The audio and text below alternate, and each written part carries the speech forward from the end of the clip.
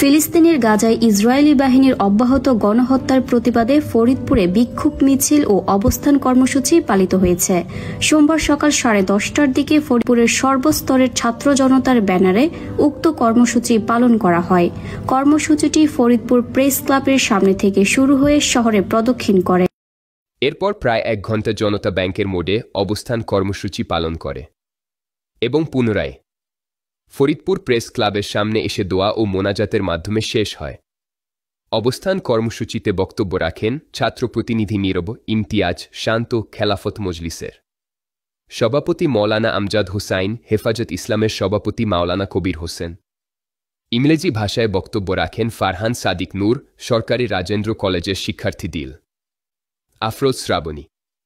এ সময় বিদ্রোহী সঙ্গীত, কবিতা আবৃত্তি এবং ইসলামী সঙ্গীত পরিবেশন করেন অবস্থানকারীরা। এ কর্মসূচিতে ফরিদপুরে বিভিন্ন শিক্ষা প্রতিষ্ঠানের শিক্ষার্থীবৃন্দ, সাধারণ জনগণ অংশগ্রহণ করে।